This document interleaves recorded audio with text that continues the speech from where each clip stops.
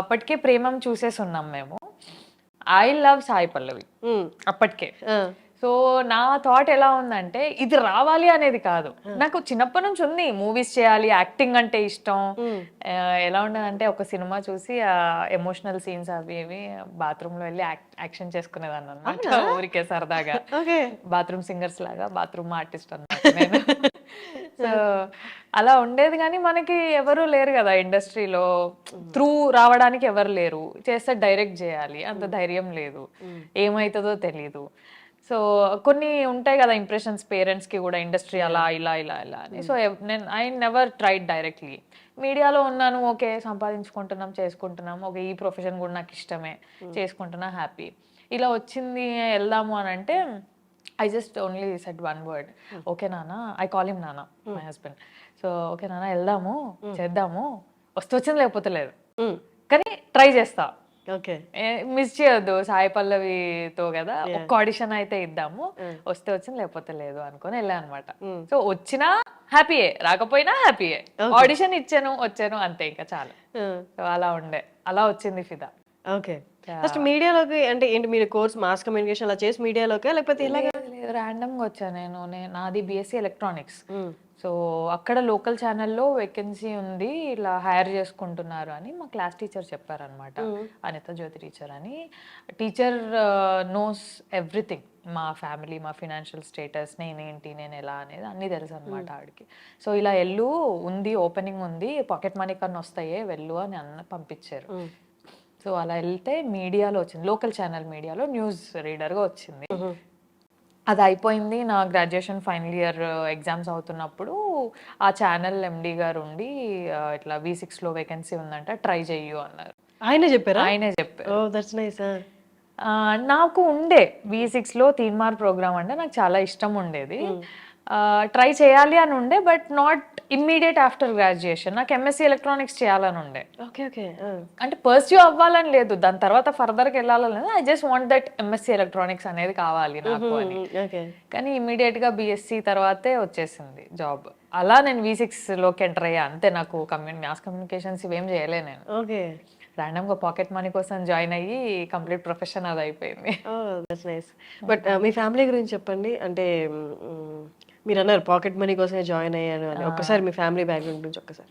నాన్న private employee, అమ్మ ఇంట్లోనే హౌస్ వైఫ్, చిన్నగా టైలరింగ్ అది చేసేదన్నమాట, నార్మల్ బ్లౌజెస్ ఫాల్స్ ఇవి కుట్టేది. నాకు చెల్లె, నేను ట్యూషన్స్ చెప్పేదాన్ని, చెల్లె స్కూలింగ్ ఆ ఏజ్లో, నేను ట్యూషన్స్ చెప్పేటప్పటికి తను స్కూలింగ్. అంతే, ఇంకా మినిమం ఉండేది ఇంట్లో, ఎక్కువ ఉండేది కాదు ఏమి.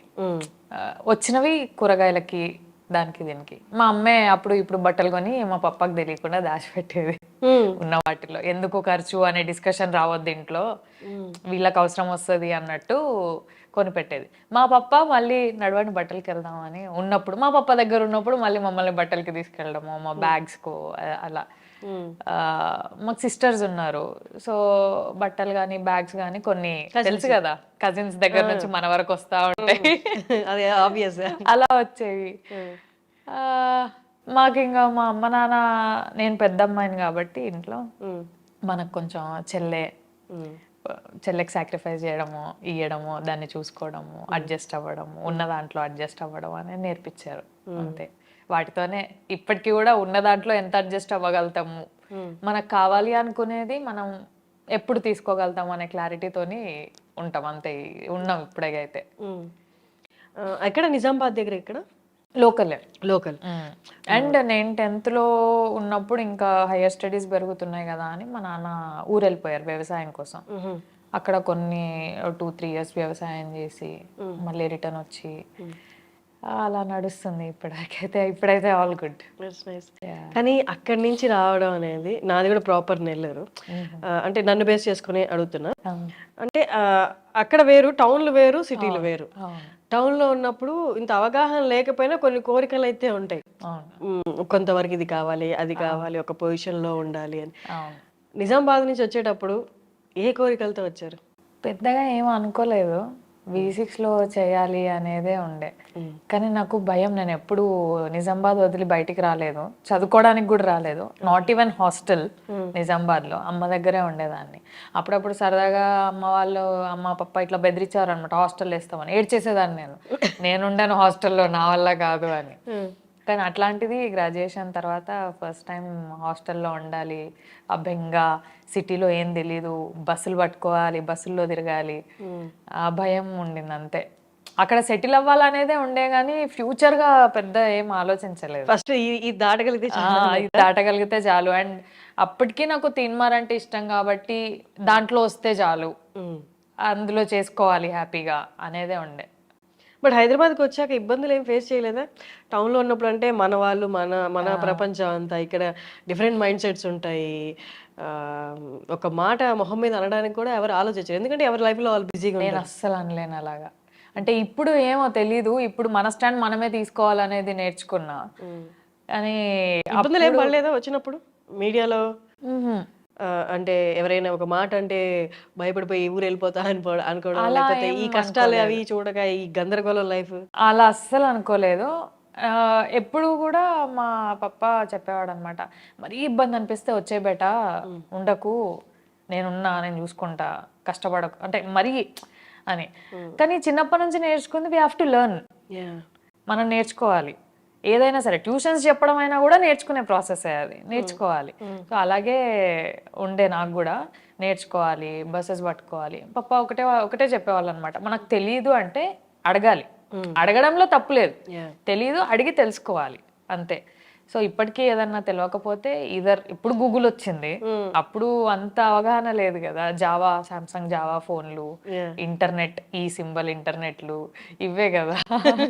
సో నేర్చుకోవాలి అనే ప్రాసెస్లోనే ఉండే. కానీ ఆఫీస్లో భయం వేసేది, ఎవరు ఏ డెసిగ్నేషనో తెలీదు, మనం కొత్త, వీళ్ళ దగ్గర పోయి ఫలానా అని అడిగితే నన్ను అడుగుతుందా అని ఫీల్ అవుతారేమో అన్న భయం, నన్నే అడుగుతుందా అనే భయం, ఎవరిని ఏం అడగాలో తెలియదు, ఎవరిని ఏం మాట్లాడియాలో తెలియదు. అలా కూర్చొని మూలకు కూర్చొని పేపర్ చదువు అని అంటే పేపర్ చదువుకునేదాన్ని, వాయిస్ ఓవర్స్ చేసేదాన్ని. ఆ ప్రాసెస్లో కొంచెం హ్యాపీగా, కంఫర్టబుల్గా మా ఆయన పరిచయం అయ్యారు అనమాట. సో తర్వాత తీన్మార్ వచ్చినప్పుడు భయం లేదా? మీ ఆయన వచ్చి మాట్లాడినప్పుడు అసలే సిటీ ఎవరో ఏంటో తెలియదు, ఈయన వచ్చి మాట్లాడుతున్నారు అని ఫస్ట్ భయం ఏమీ లేదా? లేదు. ఓకే. అంటే ఆయన ఫన్నీ, జోవియల్గా ఉండేవాళ్ళు. నేను మాట్లాడేది ప్రోగ్రామ్కి సంబంధించిన 2-3తోని ఎక్కువ మాట్లాడేదాన్ని. మిగిలిన వాళ్ళతో నార్మల్గా, వాళ్ళు పని ఇస్తే పని, పేపర్ వాయిస్ ఓవర్ పేపర్ ఇస్తే వాయిస్ ఓవర్ వరకే మాట్లాడేదాన్ని. అంతకుమించి మాట్లాడాలంటే భయం. కోయడ్ కాదు మనది, నేను 6th వరకే కోయడ్, తర్వాత గర్ల్స్, ఇంటర్మీడియట్ గర్ల్స్, డిగ్రీ మళ్ళీ కోయడే, కానీ బాయ్స్తో ఎక్కువ మాట్లాడేదాన్ని కాదు, భయం ఏమో తెలీదు.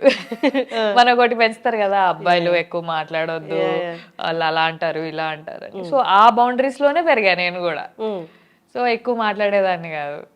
సో మాట్లాడించినప్పుడు కొంచెం కంఫర్టబుల్ జోన్ ఇచ్చారు ఆయన మాట్లాడినప్పుడు. సో అలా కంఫర్ట్ ఉండే అక్కడే. కానీ యాక్టింగ్ విషయానికి వస్తే, యాక్టింగ్ ఫస్ట్ ఫిదా చేసినప్పటికి మీకు ఏ కైండ్ ఆఫ్ ఎక్స్పీరియన్స్ అయితే లేదు, ఫిదా చేస్తున్నప్పుడు కానీ తర్వాత కానీ ఎక్కడైనా యాక్టింగ్ ఆన్ ద స్పాట్ ఇబ్బంది పడి ఎవరు అంటే జస్ట్ టేక్స్ 2 takes 3 takes తీసుకునే ఆ నర్వస్నెస్, ఆ భయం అలా ఇది ఎప్పుడైనా కలిగిందా?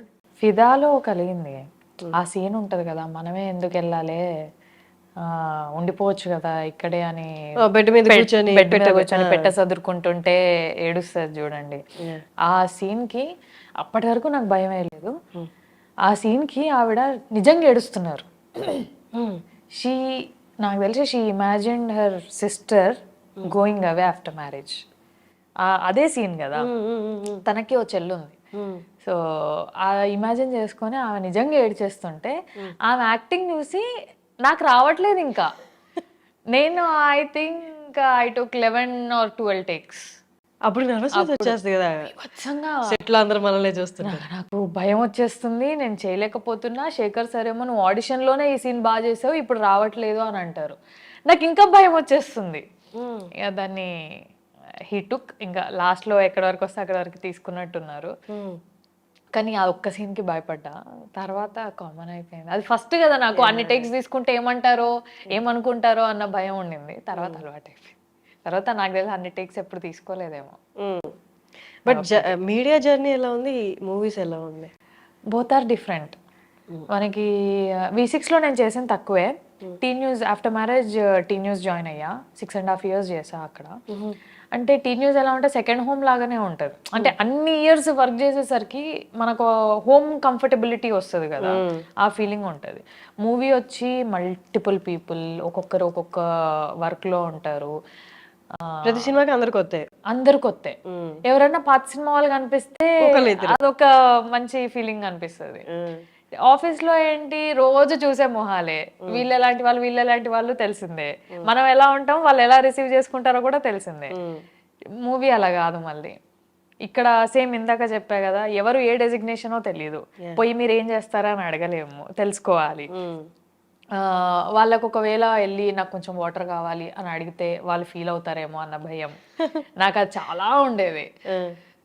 అట్లా కొంచెం ఫియర్స్ ఉండే. కానీ T news office is office, అది చాలా కంఫర్టబుల్. అక్కడ చాలా ఎంకరేజ్మెంట్ కూడా ఉండింది. యాక్చువల్గా టీ న్యూస్ లో చేసినప్పుడే ఫిదా వచ్చింది. వాళ్ళ ఎంకరేజ్మెంట్ వల్లే నేను మూవీస్ అండ్ ఆఫీస్ రెండు కంటిన్యూ చేయగలిగా, వాళ్ళ కోఆపరేషన్ వల్లే. లేకపోతే ఛానల్స్ లో అంత ఆపర్చునిటీ ఉండదు.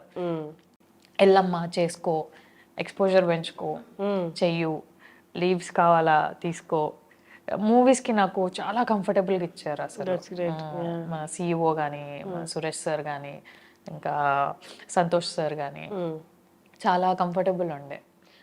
ఈవెన్ ఫిదా తర్వాత సంతోష్ సార్ పిలిచి, బాగుందమ్మా మూవీ చూసాము, చెయ్యు ఇలాగే కంటిన్యూ చెయ్యు, మంచి మంచి మూవీస్ చెయ్యు అని చెప్పి అప్రిషియేట్ చేసి పంపించారు ఆ మూమెంట్ లో. కానీ ఇప్పుడు క్విట్ చేసేసారు, మీడియా క్విట్ చేసి ఓన్లీ ఇంటూ మూవీస్ కదా. క్విట్ చేసిన వెంటనే మూవీస్ అంతా అంత ఫ్రీక్వెంట్ గా వచ్చిండు కదా, బట్ మీకు ఫ్రీక్వెంట్ గా వచ్చాయా? లేదు.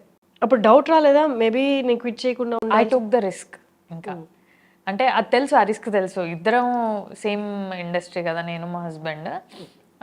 రిస్క్ తీసుకున్నాను, ఇంకా తప్పలేదు. ఆయన అన్నారు డెఫినెట్ గా కంటిన్యూ షూట్స్ ఉండవు, షూట్స్ లేనప్పుడు నువ్వు ఇంట్లోనే ఉండాలి అంటే ఓకే, ఉన్న దాంట్లో ఎంత ఉంటే అంత అడ్జస్ట్ అయిపోతా. కానీ రెండు ఈక్వల్గా మళ్ళీ 1 month 2 months లీవ్స్ అంటే కూడా ఇస్తున్నారు కదా అని మనం తీసుకోలేము కదా, వాళ్ళకి ఇబ్బందే. ఎందుకులే ఇంకా మానేస్తా, కంటిన్యూ అవుతా ఇందులోనే అని చెప్పా. దాని తర్వాతే ఖుషి, అంబాజీపేట ఇవి స్టార్ట్ అయ్యాయి. సో ఐ థాట్ దీనికి నేను లిటరల్ గా 1 month 2 months 3 months కూడా షూటింగ్స్ చేయడం అయ్యింది. సో ఓకే, ఖుషి అంతా బయట కదా, బయట 1 month కాశ్మీర్ అయ్యింది, మిగిలిన 1 month on and of Hyderabad అయ్యింది. ఓకే. ఎలా ఉంది సమంతతో యాక్టింగ్? కూల్, ఆవిడ ఫ్రెండ్లీ. నేను ఎవరిని ఎక్కువ మాట్లాడిను, నాతో నాలాగా మాట్లాడే వాళ్ళతో బడబడ మాట్లాడుకుంటాం కానీ, అంటే ఎవ్రీ ఆర్టిస్ట్ కి ఒక జోన్ ఉంటుంది. ఈవెన్ నాకు ఓ జోన్ ఉంటుంది. ఎవరైనా వచ్చి మాట్లాడితే నేను ఎలా ఫీల్ అవుతానో, నేను వెళ్ళి మాట్లాడినప్పుడు వాళ్ళు అలాగే ఫీల్ అవుతారేమో, వాళ్ళకి ఆ కంఫర్ట్ జోన్ అనేది లేకపోతే వాళ్ళు అలాగే ఫీల్ అవుతారేమో అన్న దాంట్లోనే ఉంటా నేను. సో నేను ఎక్కువ డిస్టర్బ్ చేయను. మాట్లాడినంత వరకు బాగా మాట్లాడేవారు సమంత గానీ, విజయ్ గానీ. కూల్, రాగానే గుడ్ మార్నింగ్, హాయ్ బాయ్, ఆడవారికి బాగానే ఉండేది. అంతే. మీరు చెప్పిన ఇద్దరు పేర్లు సమంత కానీ, సాయి పల్లవి కానీ, అంటే వీళ్ళు వాళ్ళ హార్డ్ వర్క్ కి చాలా మందికి, వాళ్ళ హార్డ్ వర్క్ తో చాలా మందికి గుర్తున్నారు. అట్ ద సేమ్ టైం వాళ్ళ సక్సెస్ కూడా అందరు చూసింది. బట్ మీరు కలిసి వర్క్ చేశారు కాబట్టి ఒక్కొక్కరిలో యూనిక్ అండ్ బెస్ట్ క్వాలిటీ ఏదైనా ఉంది అంటే, యూనిక్ క్వాలిటీ, బెస్ట్ వద్దులేండి తీసేద్దాం, బెస్ట్ అనేది very relative term. Unique quality మీకు అనిపించింది, అబ్బా ఈవెంట్లో ఇది సంథింగ్ గుర్తుపెట్టుకోవాల్సిన క్వాలిటీ అనిపించింది ఇద్దరిలో కామన్ పాయింట్ అయితే హార్డ్ వర్కింగ్. ఇప్పుడు తమిళియన్ అయ్యండి సాయి పల్లవి గారు, తెలుగు నేర్చుకోవడం ఒక ఎత్తు, తెలంగాణ నేర్చుకొని ఓన్ డబ్బింగ్ చెప్పుకోవడం ఒక ఎత్తు. ఇప్పటికిప్పుడు మనం వెళ్ళి మలయాళం డబ్బింగ్ చెప్పాలన్నా కూడా అది రాదు, చాలా టైం పడుతుంది. తను కష్టపడి నేర్చుకొని ఫస్ట్ ఫిలింకి సెల్ఫ్ తెలంగాణ డబ్బింగ్ చెప్పుకున్నారు ఆవిడ. Hard working. సమంత గారిది హార్డ్ వర్కింగ్ అంటే షీ బిల్ట్ హర్ ఎంపైర్. అసలు 14 years ఆఫ్ సెలబ్రేషన్ అయింది మొన్నే. అంటే 14 years ఆవిడ అంత కష్టపడి స్క్రాచ్ నుంచి వచ్చి ఒక ఎంపైర్ బిల్డ్ చేసుకొని now all over the world everyone knows Samantha. అవును. అది చాలా హార్డ్ వర్కింగ్. యా. సో ఇద్దరిలో కామన్ పాయింట్ అయితే అదే, హార్డ్ వర్కింగ్. యునీక్ అంటే ఎవరితో ఎక్కువ క్లోజ్ గా మూవ్ అవ్వలేదు కదా. సాయి పల్లవి గారితో కూడా క్లోజ్ గా మూవ్ అవ్వలేదు. సో కాంబినేషన్ సీన్స్ వరకు లేదా షార్ట్ గ్యాప్ లో 1-2 మాట్లాడడమే. ఎక్కువ జర్నీ చేస్తేనే will get to know what is the unique point in them అనేది. సో వీళ్ళ నుంచి నేర్చుకోవాలి ఏమైనా అంటే హార్డ్ వర్కింగ్, అండ్ పల్లవి గారి దగ్గర నుంచి స్టోరీ పికింగ్, అది నేర్చుకోవాలి. ఆమె చాలా ఎప్పుడో ఒకటి వచ్చినా కూడా ఆమె రోల్స్ పిక్ చేసుకోవడం అనేది యూనిక్ ఉంటది. అవును, రిలేటెడ్ గా లేకుండా అలా. అంబాజీపేట చూసిన వాళ్ళు సినిమా ఇండస్ట్రీ నుండి మీకు కాల్ చేసి చాలా చక్కగా చేసావు, మీరు ఎక్స్పెక్ట్ చేయని కాల్ చేసి మీ యాక్టింగ్ గురించి కాంప్లిమెంట్ ఇచ్చిన వాళ్ళు ఎవరిదైనా కాల్ ఉందా? ఎక్స్పెక్ట్ చేయని కాల్ కాదు, కాల్ రాలేదు, మెసేజ్ అయితే వచ్చాయి. లైక్ రాజా ఫిదాలో హస్బెండ్ గా చేశారు కదా, రాజా అప్రిషియేట్ చేశారు. మన హసిద్ గోలీ డైరెక్టర్ గారు అప్రిషియేట్ చేశారు, కంగ్రాచులేట్ చేశారు. మొన్న భామకలాపం 2 ప్రీమియర్స్ రోజు హను సార్ని కలిసా, Hanu Raghav. He congratulated me, appreciated me. ఒక బిగ్ పర్సనాలిటీ కదా, ఆయన దగ్గర నుంచి రావడం అనేది గుడ్ థింగ్. హ్యాపీ ఉండే ఆ రోజు. ఆయన ఆ రోజు పిలిచి బాగా చేసావమ్మా, బాగుంది cinema, it's your time now అన్నారు. థ్యాంక్ యూ సో మచ్ అనుకున్నా. ఇప్పుడు నేను యాక్చువల్లీ ప్రతి యాక్టర్ని ఈ క్వశ్చన్ అడుగుదాం అనుకున్నాను, అలాగే మిమ్మల్ని కూడా అడుగుతున్నాను. ప్రతి ఒక్కరికి ఒక అప్రోచ్ ఉంటుంది టువర్డ్స్ యాక్టింగ్. మీ అప్రోచ్ ఏంటి టువర్డ్స్ యాక్టింగ్? అంటే వాళ్ళు నెరేట్ చేసినప్పుడు డైరెక్టర్ ఏం చెప్తారో అదే జస్ట్ ఇంకా అదే ఏం చెప్తే అదే మైండ్లో పెట్టుకోవడమా, లేకపోతే సెట్లోకి వెళ్ళి మీ క్యారెక్టర్తో పాటు మీరు ఉంటూనే అదర్ క్యారెక్టర్ వైబ్రేషన్స్ కూడా తీసుకొని సో దట్ అందరిలోకి ఇమిడిపోయేలా మీ మైండ్లో ఒక క్యారెక్టర్ బిల్డ్ చేసుకోవడం?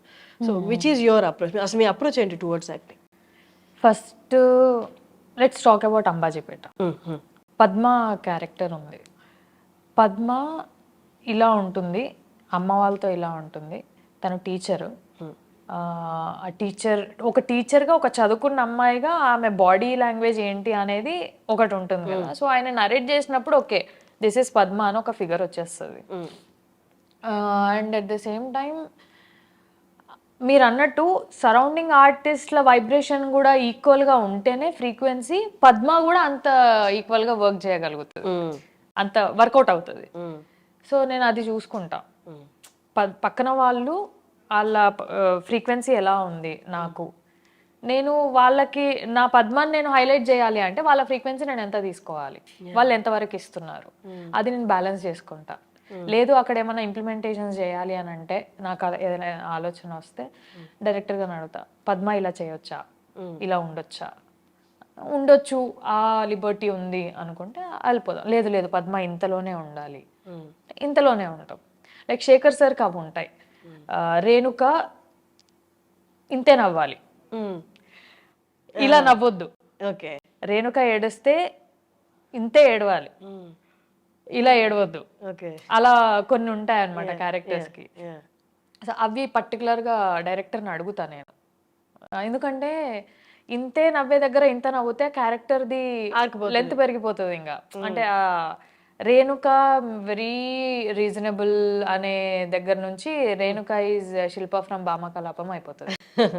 అట్లా ఉంటుంది. ఓకే, సో ఎవ్రీ ఆర్టిస్ట్కి పక్కన ఆర్టిస్ట్ల ఫ్రీక్వెన్సీ కూడా చాలా ఇంపార్టెంట్. ఎగ్జాక్ట్లీ, ఎందుకంటే వీళ్ళ రియాక్షన్స్ వాళ్ళ రియాక్షన్స్కి మ్యాచ్ అవ్వాలి అంటే, ఇప్పుడు నేనైనా వాళ్ళ డైలాగ్ ఉంది అంటే నా సేమ్ ఫ్రీక్వెన్సీ ఉండాలి వాళ్ళకి, అయితేనే వాళ్ళకి ఆ ఎమోషన్ పండుతుంది.